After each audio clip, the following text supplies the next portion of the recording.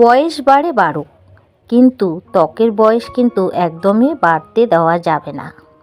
তো তোমরাই পারো এই ত্বকের বয়স বাড়া না বাড়ার ব্যাপারে, কারণ তোমরা ছাড়া তোমাদের ত্বকের যত্ন তো আর অন্য কেউ নিতে পারবে না, অবশ্যই তোমাদের নিতে হবে। তো কি কি করলে আমাদের ত্বককে বয়স বাড়তে দেওয়া যাবে না, তার সঙ্গে ত্বক আমাদের একদম সুন্দর এবং মসৃণ থাকবে, সেটা নিয়ে আজকে আলোচনা করব। তো নমস্কার বন্ধুরা, কেমন আছো তোমরা? আশা করি সবাই ভালো আছো। আর আজকের ভিডিওটা তোমাদের যদি ভালো লাগে, অন্য দিনের মতন বলবো যে আজকের ভিডিওটাতেও একটি লাইক দিয়ে দাও।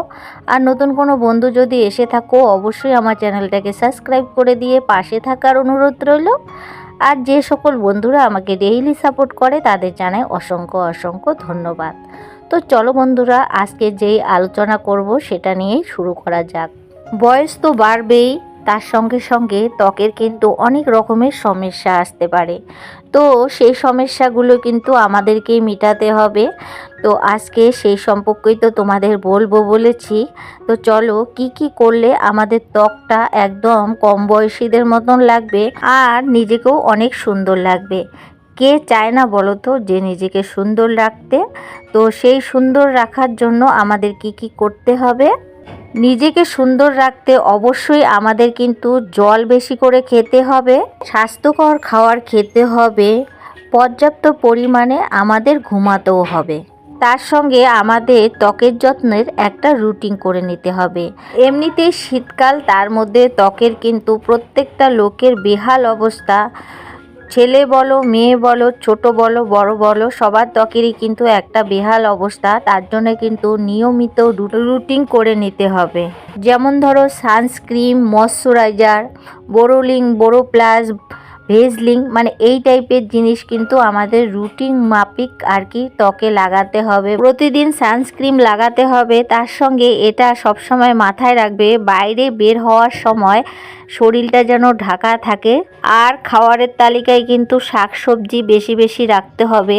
আমাদের ত্বককে সুস্থ এবং সুন্দর করে তোলার জন্য আমাদের কিন্তু রাত একটা বিশেষ, প্রতি রাতে নিয়মিত করে 7 থেকে 8 ঘন্টা ঘুমাতে হবে। এই সব কাজগুলো যদি আমরা সঠিকভাবে করে থাকি, তাহলে আমরা কিন্তু একটা সুন্দর ত্বক পেতে পারি, তার সঙ্গে নিজেকেও সুন্দর রাখতে পারি।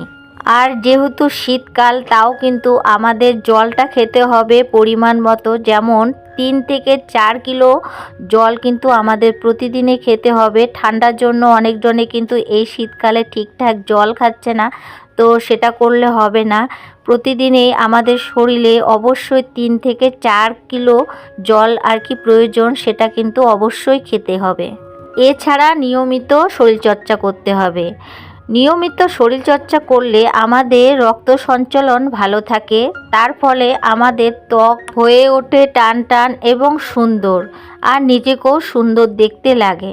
তো বন্ধুরা, আজকে এতটুকুই। কেমন লাগলো আমার ভিডিওটা অবশ্যই কমেন্ট করে জানাবে। আর যদি ভালো লাগে আমার চ্যানেলটাকে সাবস্ক্রাইব করে দিয়ে পাশে থাকার অনুরোধ রইল। আর যে সকল বন্ধুরা এই কাজটা করে রেখেছো, তাদের জানাই অসংখ্য অসংখ্য ধন্যবাদ। তো বন্ধুরা, আজকের মতো বিদায় নিচ্ছি, আবারও দেখা হবে নেক্সট ভিডিওতে।